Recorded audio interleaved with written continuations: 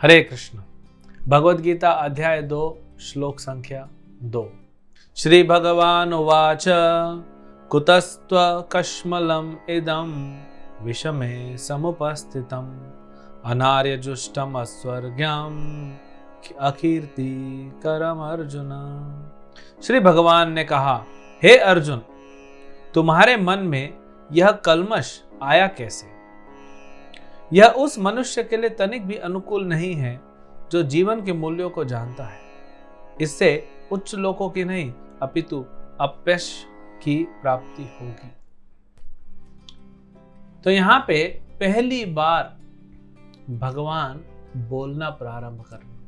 अभी तक अर्जुन बोल रहा था, संजय ने बोला, अर्जुन ने बोला, हमने पहले अध्याय में देखा पूरा सैन्य निरीक्षण, दुर्योधन बोला, शंखनाद हुआ, दिव्य हमने जो चिन्ह देखे, फिर अर्जुन ने 4 तर्क किए, फिर अर्जुन बैठ गया।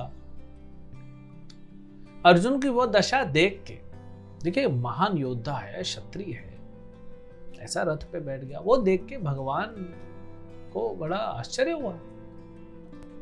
तो यहां पे भगवान अब बोलना चालू करते हैं। श्री भगवान उवाच। क्यों वेद व्यास जी ने यहाँ पे श्री कृष्ण उवाच नहीं लिखा?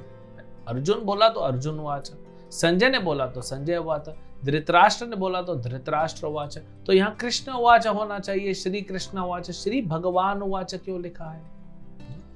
कहीं पे भी श्रीमद् भागवतम में भी श्री भगवान उवाच लिखा है। क्यों? क्योंकि वेद व्यास जी ये सिद्ध कर रहे हैं कि कृष्ण ही भगवान है। कृष्ण में और भगवान में कोई भेद नहीं है, कोई भी भेद नहीं है कृष्ण में भगवान में। भगवान 3 अलग अलग स्तर पे समझे जा सकते हैं भगवान को, ब्रह्मन, परमात्मा और भगवान। एक उदाहरण लेते हैं, जैसे सूर्य है, तो हम क्या देखते हैं? सूर्य की किरण देखते हैं जो हर जगह है, व्याप्त है। हमारे घर के खिड़की में सूर्य की किरण आती है तो हम बोलते हैं सूर्य आ गए। सूर्य नहीं आया, सूर्य आएगा तो घर जल जाएगा। तो सूर्य की किरण भी सूर्य है, क्योंकि सूर्य का तेज है वो। तो उसके बाद हम जब और आगे रिसर्च करते हैं तो हमें पता पड़ता है कि सूर्य जो है सिर्फ प्रकाश नहीं है, बल्कि सूर्य एक ग्रह है। और आगे जाते हैं तो हमें समझ में आता है कि सूर्य ग्रह में भी लोग रहते हैं, वहां पे सूर्य के देवता रहते हैं, विवस्वान, वो रहते हैं वहां पे। तो वैसे ही जो भगवान की दिव्य ज्योत है, जो प्रकाशमान करती है सारी सृष्टि को, उसको ब्रह्म ज्योति या ब्रह्मन कहते हैं। भगवान का ही है एक अंश हमारे हृदय में, हम सभी जीवों के साथ रहते हैं, उसे परमात्मा कहते हैं। ब्रह्मन से आगे जाएंगे तो पता पड़ेगा कि ब्रह्मन तो निराकार है, लेकिन भगवान निराकार नहीं है। हम आगे जाते हैं तो पता पड़ता है परमात्मा का आकार है, बड़ा सुंदर स्वरूप है परमात्मा का। और आगे जाते हैं तो कंप्लीट अंडरस्टैंडिंग, पूर्ण जो हम समझ सकते हैं, वे हैं भगवान श्री कृष्ण, जो गोलोक वृंदावन में यशोदा और नंद बाबा के पुत्र के रूप में रहते हैं। वो उनका नित्य शाश्वत स्थान है, नित्य शाश्वत रूप है, बड़ा ही सुंदर, मनमोहक, मदन मोहन रूप है। कृष्ण मतलब जो सबको आकर्षित करने, इसलिए भगवान के अनंत नामों में ये कृष्ण नाम ज्यादा प्रसिद्ध है, क्योंकि कृष्ण मतलब सब आ गया। गिरधारी हो गए तो गोवर्धन उठाते हैं, श्याम सुंदर हो गए तो सुंदर है, श्याम वर्ण के हैं, ऐसे अलग अलग नाम है, गोपाल है।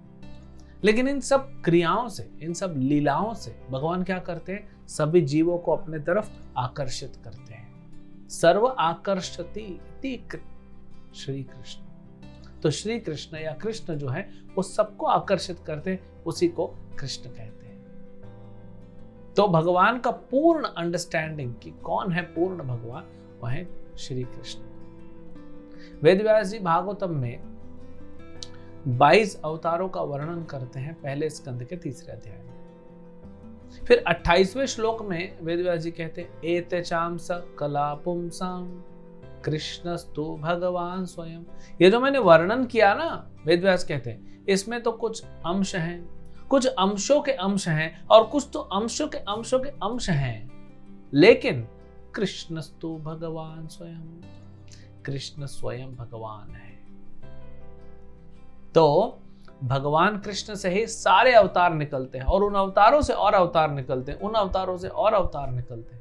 तो कृष्ण से सब अवतार आते हैं, इसलिए कृष्ण को अवतारी कहते हैं। तो यहाँ पे श्री भगवान उवाच या श्री कृष्ण उवाच, तो इसलिए कृष्ण न लिख के भगवान लिख रहे हैं, क्योंकि भगवान ही कृष्ण है। भगवान की परिभाषा जो होती है, कैसे समझेंगे कौन भगवान है? हर कोई अपने आप को भगवान बोलेगा थोड़ी चलेगा। तो वेद व्यास के पिता ही पराशर मुनि कहते हैं जिसके पास 6 ऐश्वर्य हैं, संपूर्ण कंप्लीट 6 ऑपुलेंसेस, शक्ति है भगवान का, शक्ति जो है, शक्ति का प्रदर्शन कोई टक्कर है नहीं। भगवान का नाम है, हर जगह भगवान का नाम है, यश। फिर भगवान की जो बुद्धि है वो हम देख सकते हैं, वैराग,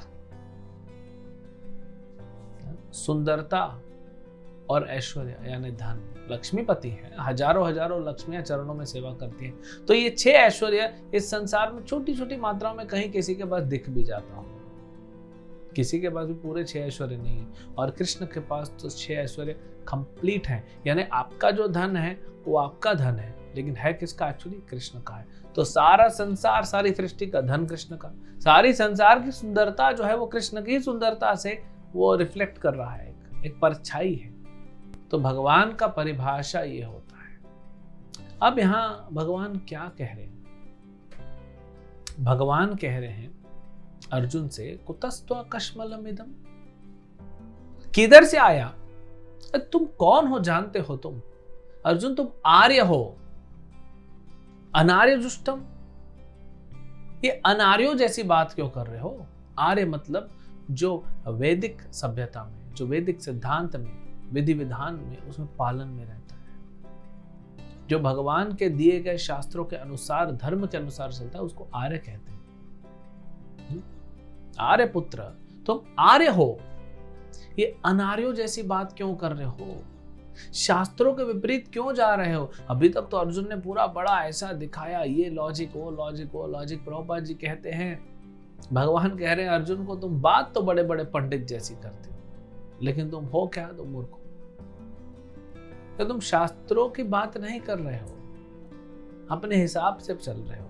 हालांकि शास्त्रों से कह रहे हो, लेकिन समझ में आना चाहिए कब क्या अप्लाई करना चाहिए। इसीलिए हम यहाँ में भी देखते हैं, संसार में बहुत लोग बोलते हैं हमने 700 श्लोक गीता के याद कर लिए। अच्छी बात है, तो गीता में क्या लिखा वो समझ में आया क्या? हाँ आया ना, तो उसको पालन कर रहे हो?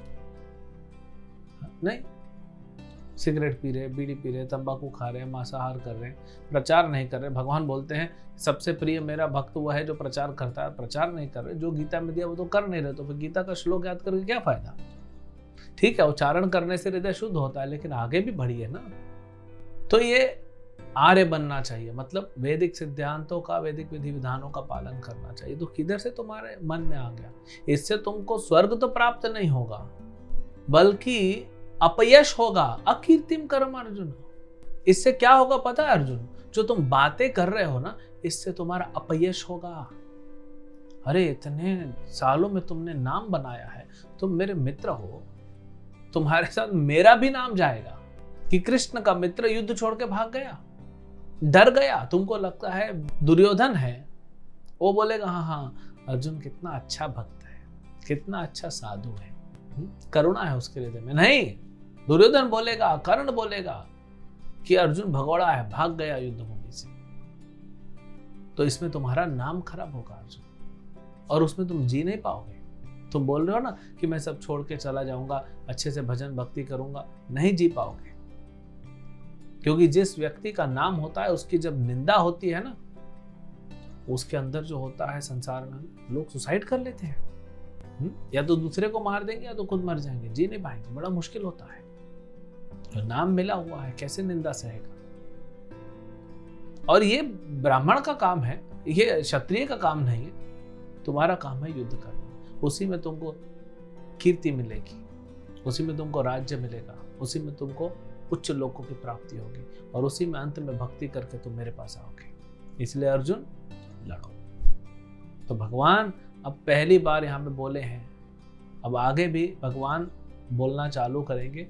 एक और तर्क आगे चल के सुनेंगे, अर्जुन देगा, और फिर अर्जुन शरणागत होगा। तब वो है टर्निंग पॉइंट। जब तक हम अपने जीवन में शरणागत नहीं होते भगवान को, तब तक हमारा जीवन की दिशा परिवर्तित नहीं होगी। भगवान को शरणागत होना मतलब गुरु को शरणागत होना, प्रामाणिक जो गुरु भगवान को शरणागत है। हरे कृष्ण।